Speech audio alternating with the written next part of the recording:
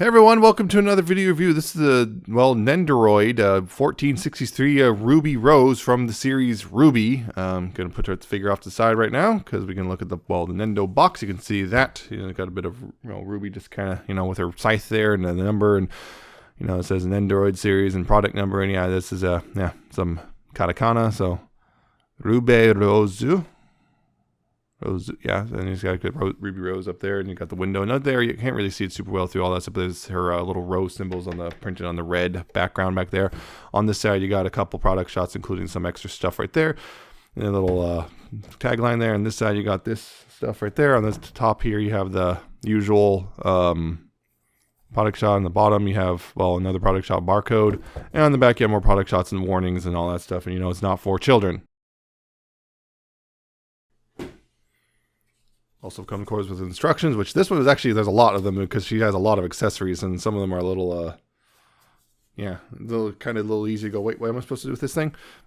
So Ruby Rose here, from Ruby, series, which I guess I'll admit I do watch. I do like it, warts and all, and yes, I do admit there are a lot of warts, but, Ruby Rose, stuff you can see in Endo, her black and red, because it's the thing is she's got the edgelord colors, but she's definitely not an edgelord herself, that's for sure.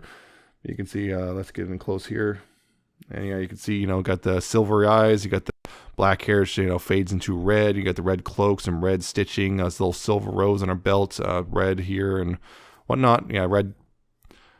You can see, the red cape also, it's multiple pieces for posability.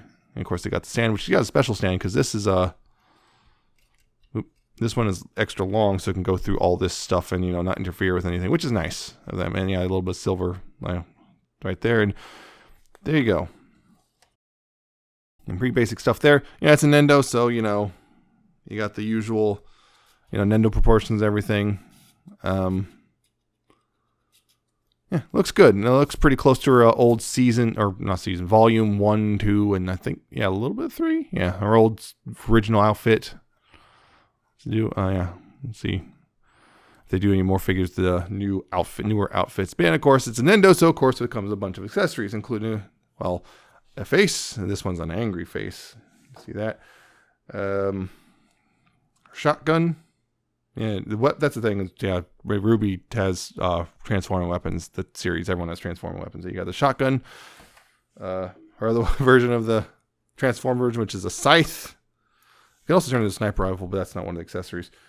Got this extra hand for particular kind of poses. It's a particular pose.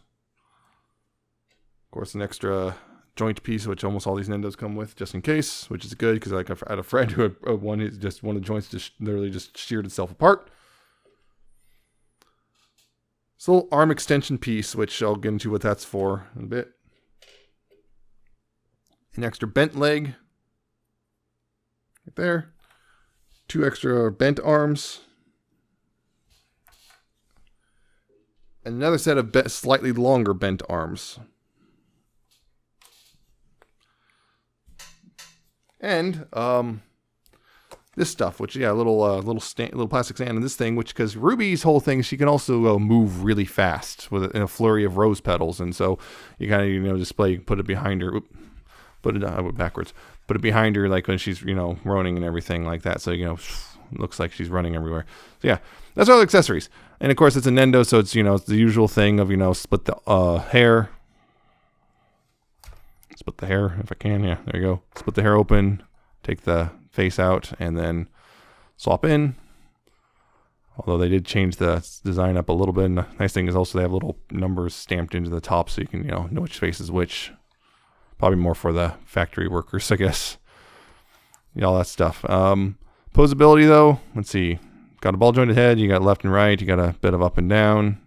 If you get positioned right, you can kind of wiggle it a little bit, but it's a kind of weird hinge there. You got a little swivel there, forward and back. You got a swivel here. You got a swivel at the wrist. The waist does swivel as well.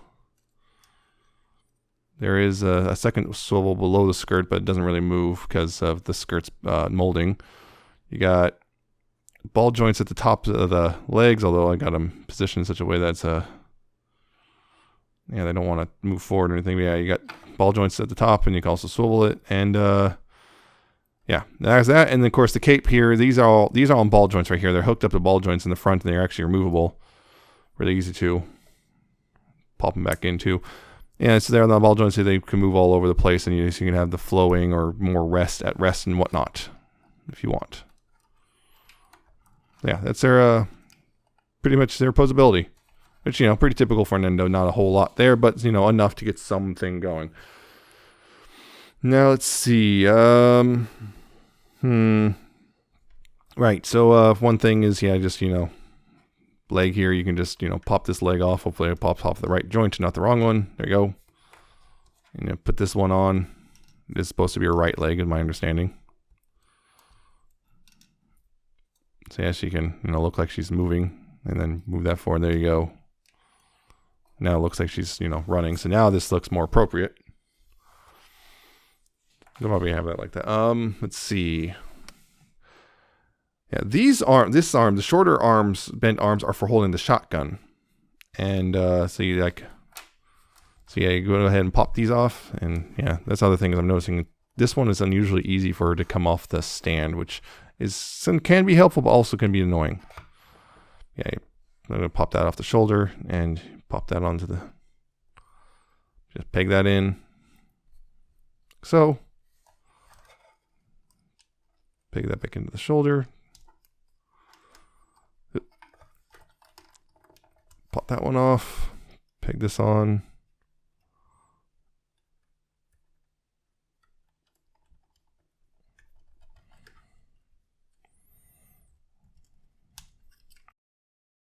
I was noticing these pegs are unusually tight on the non-default stuff. Yeah, and then you can take the shotgun and peg it into one hand. Again, really tight. You rotate this hand so it's facing upward, the palm's facing up, and then here you go. You got her more or less holding her shotgun. Somewhat. There we go. So now she's holding her shotgun. Arms are off. Nice thing is there's separate hands for each arm, so you don't really have, for the most part, you don't have to swap hands too much. I guess you got that. And the other bench shoulders, get these swapped out.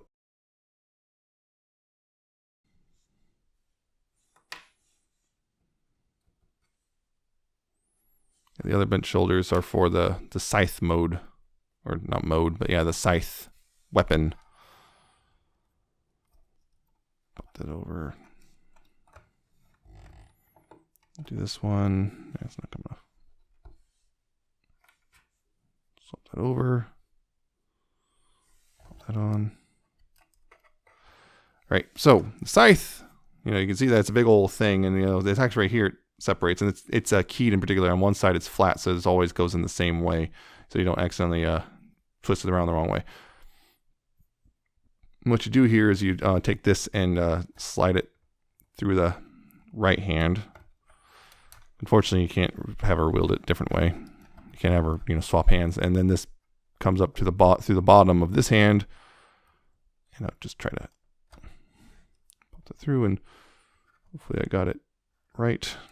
And then you bring that together. There you go. That's her wielding a scythe. Once again, also coming off the peg.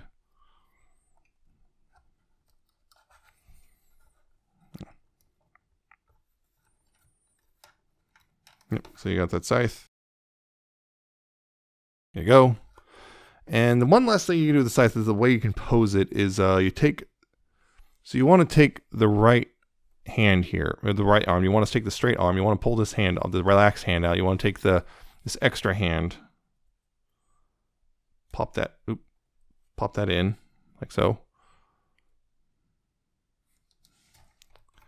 Go ahead and take this and take that out, and take this out right here.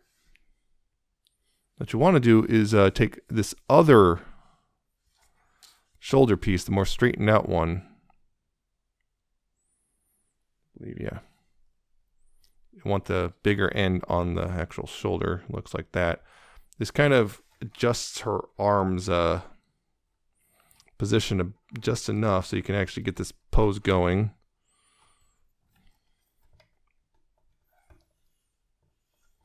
You actually want to pull that out and pop that off and go back to the straight arm on this side as well.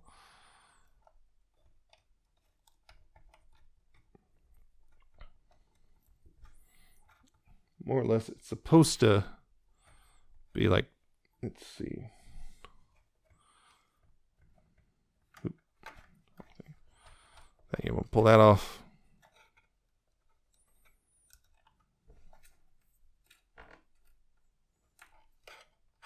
Pull this whole shoulder off.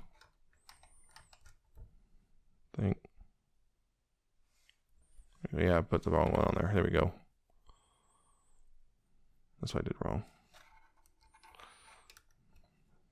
Now you want to, rotate this hand so again, palm facing up, and then let's see, slide this through. Make sure you got it keyed right, and then ideally, and this is the weird part, which doesn't make sense to me because what they show doesn't quite line up with what's reality.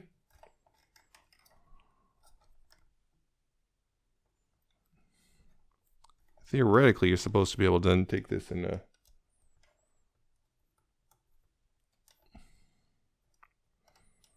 kind of like that. It's supposed to look like that, and it doesn't quite work, I've noticed. It doesn't reach like it says the instructions, so I'm not sure if something went wrong or what. You can get almost what they want. It's kind of there, but not quite. But yeah, that's like more or less the idea behind it anyway.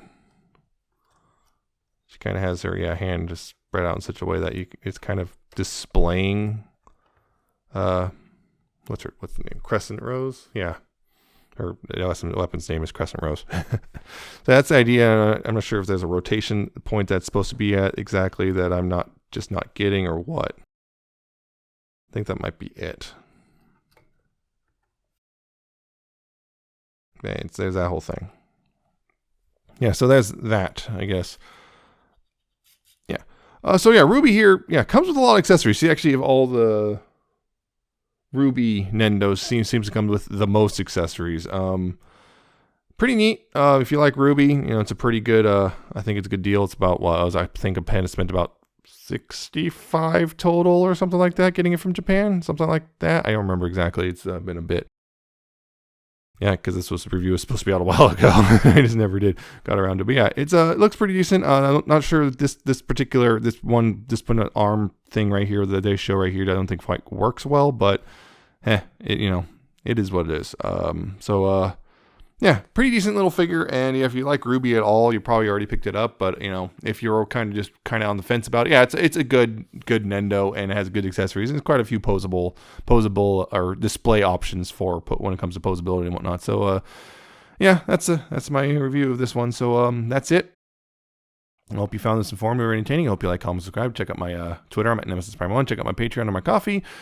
Actually, see you next time with another video review.